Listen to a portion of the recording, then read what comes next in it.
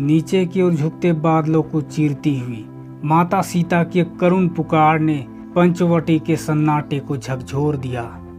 जहां सदियों से तपस्या में लीन पक्षी राज जटायु की आंखें अचानक अंगारे की तरह धक उठी। उन्होंने ऊपर आकाश की ओर देखा तो पाया कि रावण जैसा महाबली राक्षस माता सीता को हरण कर भागा जा रहा था। और बस उसी क्षण जटायु के भीतर का धर्म जाग उठा। अपनी वृद्धावस्था की परवाह किए बिना उन्होंने अपने विशाल पंखों को फड़फड़ाया और एक गूंजती हुई गर्जना के साथ रावण के मार्ग में दीवार बनकर खड़े हो गए। आकाश के उस विस्तार में एक ऐसा दृश्य उभरा जिसे देख देवता भी सहम गए। जहां एक तरफ रावण का स्वर्ण जडित रथ था और दूसरी तरफ जटायु के फौलादी पंख जो अपनी पूरी शक्ति से प्रहार कर रहे थे। जटायु ने अपनी तीखी चोंच और पंजों से रावण के शरीर को छत विच्छत कर दिया और देखते ही देखते उस अभिमानी राक्षस के धनुष को भी तिनके की तरह तोड़ डाला।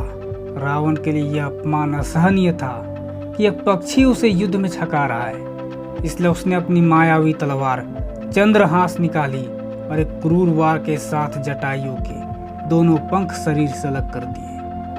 पंख कटते ही वह महान योद्धा लहू से लथपथ होकर धरती पर आ गिरा, लेकिन दर्द से तड़पते हुए भी उन्होंने अपनी सांसों को रोक रखा था। उनकी आंखों में एक प्रतीक्षा थी, एक संकल्प था कि उन्हें श्री राम तक यह सूचना पहुंचानी है। जब धूल भरे मार्ग पर भटकते हुए राम और लक्ष्मण वहां पहुंचे तो उन्होंने देखा कि एक विशाल पक्षी बुरी तरह से घायल राम का नाम ले रहा था। जब भगवान उनके समीप पहुंचे तो जटायु ने कांपते हुए स्वर में रावण का नाम और दिशा बताई और जैसे ही मर्यादा पुरुषोत्तम के शीतल हाथों का स्पर्श उन्हें मिला, उनकी आत्मा ने शांति से देह त्यागी। श्री राम की आंखों से गिरते आंसू गवाह थे कि उस दिन उन्होंने केवल एक मित्र नहीं बल्कि अपने पिता के समान एक रक्षक को खोया था, जिसका अंतिम संस्कार उन्होंने स्वयं अपने हाथों से कर उसे केवल मोक्ष ही नहीं दिया बल्कि पूरे इतिहास में अमर कर दिया। जटायु के बलिदान ने न केवल माता सीता का पता दिया बल्कि क्रूर राक्षस रावण के अंत की नींव भी रख दी थी।